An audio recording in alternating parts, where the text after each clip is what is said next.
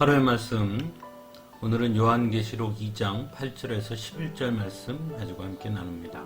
성경 봉독합니다. 서머나 교회의 심부름꾼에게 이렇게 써보내라. 처음이며 마지막이요 죽으셨다가 살아나신 분이 이렇게 말씀하신다. 나는 내가 당한 환난과 궁핍을 알고 있다. 그런데 사실 너는 부요하다. 또 자칭 유대 사람이라는 자들에게서 내가 비방을 당하고 있는 것도 나는 알고 있다. 그러나 사실 그들은 유대 사람이 아니라 사탄의 무리다. 내가 장차 받을 고난을 두려워하지 말아라. 보아라, 악마가 너희를 시험하여 넘어뜨리려고 너희 가운데서 몇 사람을 감옥에다 집어넣으려고 한다.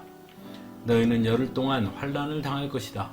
죽도록 충성하여라. 그리하면 내가 생명의 면류관을 너희에게 주겠다. 귀가 있는 사람은 성령이 교회들에 하시는 말씀을 들으라. 이기는 사람은 둘째 사망의 해를 받지 않을 것이다. 아멘. 요한계시록은 7개 교회에 보내는 서신의 형식을 갖추고 있습니다. 오늘 본문은 그 중에 서머나 교회에 보내는 말씀입니다. 먼저 서머나 교회에 편지를 보내는 분에 대해서 처음이며 마지막이요 죽으셨다가 살아나신 분이 이렇게 말씀하신다라고 말하고 있습니다. 바로 예수님께서 서머나 교회에 편지를 보내신 분이라는 것이죠. 결국 이 사실에서 우리가 알 수 있는 것은 예수님은 언제나 교회를 사랑하시며 또한 끝없이 교회에 말씀하시는 분이라는 사실입니다. 그래서 교회가 소중한 것입니다. 오늘날 어떤 사람들은 이제 더 이상 교회가 필요 없다고 말하는 분들도 있습니다. 물론 그들이 말하는 교회는 우리의 눈에 보이는 가시적 교회를 말하는 것이겠지요. 하지만 교회는 불가시적 교회도 중요하지만 또한 가시적 교회도 중요한 것입니다. 오늘 본문에서 보듯이 예수님께서 편지를 보내신 서머나 교회는 결코 불가시적 교회가 아닌 가시적 교회였기 때문입니다. 예수님은 교회를 통해 이 세상에 하나님의 뜻을 전합니다.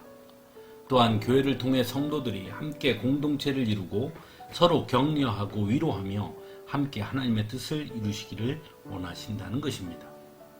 그리고 그것은 오늘 바로 우리 시대에도 변하지 않는 것입니다.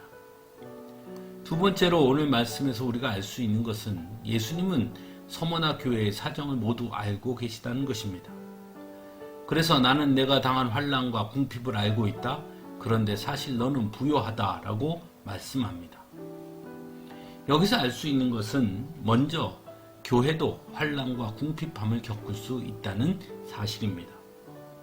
그러므로 어떻게 하나님께서 함께 하시는 교회가 그런 일을 겪을 수 있어 라고 말해서는 안 되는 것입니다.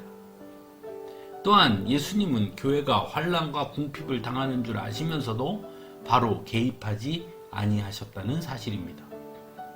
왜냐하면 교회가 겪는 환난과 궁핍은 결국 하나님 앞에서는 부요함이 되기 때문입니다. 그래서 예수님은 너희는 열흘 동안 환난을 당할 것이다. 죽도록 충성하여라. 그리하면 내가 생명의 면류관을 너에게 주겠다. 말씀합니다.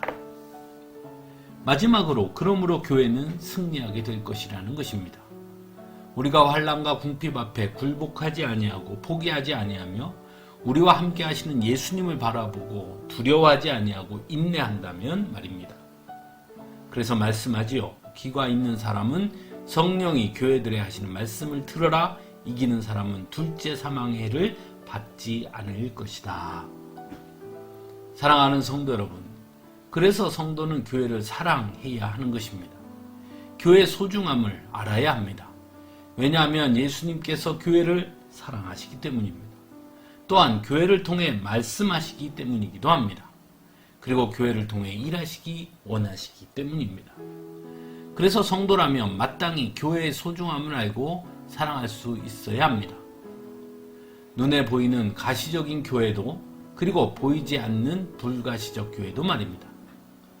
또한 그래서 성도는 교회 공동체 안에서 함께 신앙생활하는 성도들을 섬기고 위로하며 격려할 수 있어야 합니다. 그러면 우리 앞에 닥치는 어려움들과 환난 앞에서 우리는 서로에게 용기가 되고 힘이 되어 결국 이겨낼 수 있을 것이기 때문입니다.